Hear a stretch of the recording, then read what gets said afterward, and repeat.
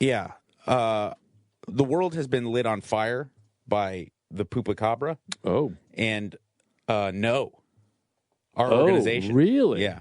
Tell me, what happened? I think we could really start something with Okay, no. so let's recap here. Pupacabra was something that came out of last night's show. From Rudy. Rudy thought that women that were very into anal sex were like the Pupacabra. He nicknamed them because they're like the Chupacabra. But they like to have their poop pushed. So it's Pupacabra. Yeah. No, Anderson, you'll like this, was an organization. No, he won't like it because it doesn't have to do with his movie. Or films. Yeah. It's an acronym for Narcissist Out. And there's just no, N-O, Narcissist Out. But we want you to know, so the acronym is KNOW with a giant N-O in the middle to keep narcissists out of the way. Okay, Anderson says yes. Give approval. Oh, yeah. Give me a cool nod. And we got plenty of people, men, women, of all ages, that are willing to join up to know the organization that when Narcissist Out. When you say you get your Twitter campaign to say this person better apologize or they should be fired, we come through and go, no. Yeah, this is no talking. No. Yeah. Hey, dumb bitch that wanted Colbert to step down for what? When he was on the Colbert Report yeah. for making a joke about racism. No.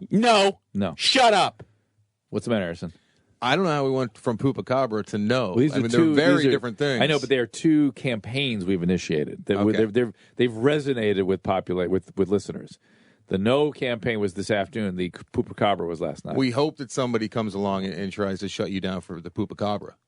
Yeah, so that we can say no. No. Yeah, then we can say no. Marry them together. And when you say such and such term is no longer considered appropriate, no. N-word back in? No. Well, that was never considered appropriate. Yeah, no. But you know what? The N-word, the term the N-word, no. Not doing it. Well, what do you want to do? Either just say it or N-bomb is funny. Okay, N-bomb. Right. But like the notion of us saying the N-word is silly.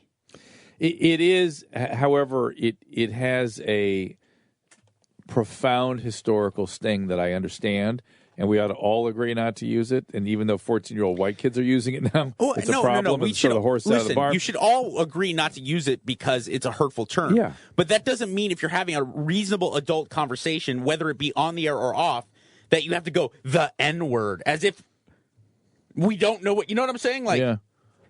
Louis C.K. had a great bit about this. He would actually say the full word. Yeah. And he was essentially saying that people that say the N-word are way more racist because they're putting more energy into actually saying it. I used to be that way too until I talked. There's no way around it, though. I've talked to just so many different black people who've told me the same thing, which is let's just agree. It's okay. Let's just agree not to say it. Let's just please. And I'm cool with that. Yeah. I have no problem with that. Yeah. But you understand the ridiculous campaigns now that get started or the movements where you just got it. Someone's got to come through and go, no. Yeah, I know. I'm with you. I know. No. I know. I heard someone got offended the other day because somebody used the term bummed out. I'm bummed out. And she suggested that actually, and it might be the case, that it originates from rape. That means that you got raped, and that's where it all comes from. You got your bum pulled out. God. So bummed out is an offensive term. No. God. That bummed me out. Made me kind of bummed. Who's getting microaggressions? I'm getting macroaggressions. No. The answer to that is no. We talked to a guy today who put up a sign in his bakery in Ohio, and it just said, if you come in here, you will hear offensive language, such as Merry Christmas, and God bless America. Anyway, whatever. It's a great man. It's good times. Hello, Melody. How's Harmony? Well, actually, she's good. She's all the way in Oklahoma, though. Okay. Is that your sister? No, actually, it's my best friend's best friend, so... Okay, then. What can we do for you? I was wondering if it's possible to actually meet a guy who's perfect, because I believe I have. No. Yeah. No, it's not? No. I mean, what does that mean? Yeah. Okay. Well, is it possible? Of course.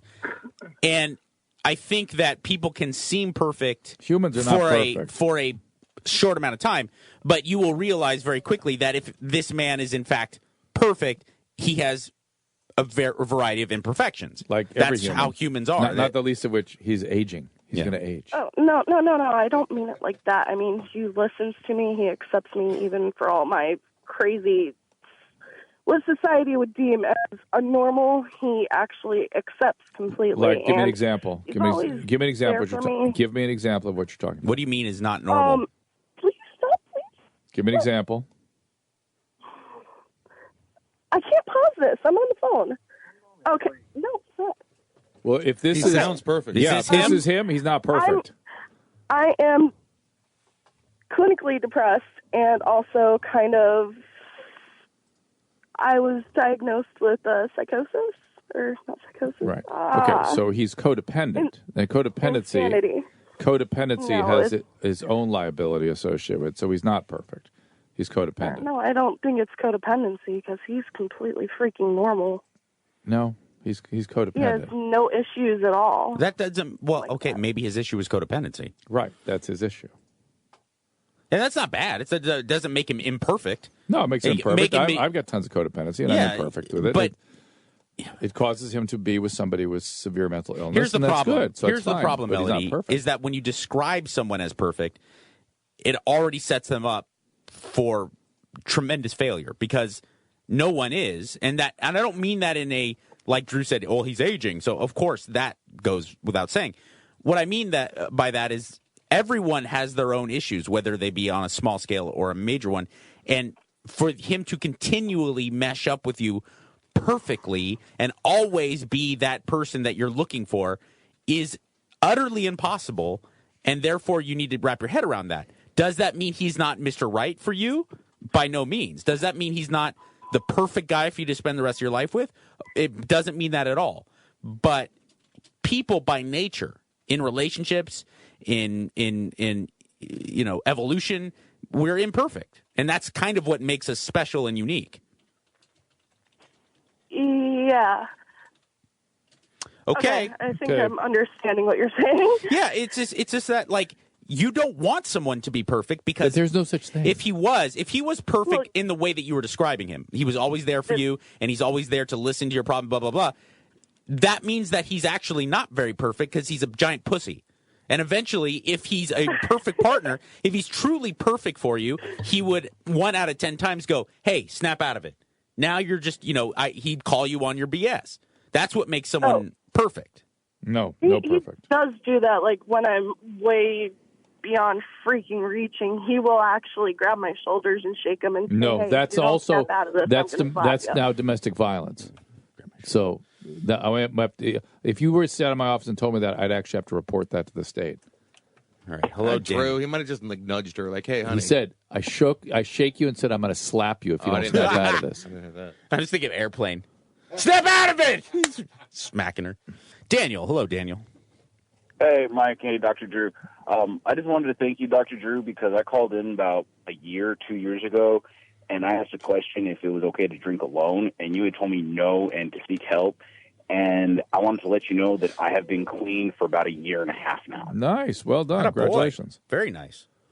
I haven't done any classes. All I did was I just literally told myself, look, we're going to go work out. We're going to go to the gym. We're going to go to the gun range and find 2 jobs that you have no time to preoccupy anything else with.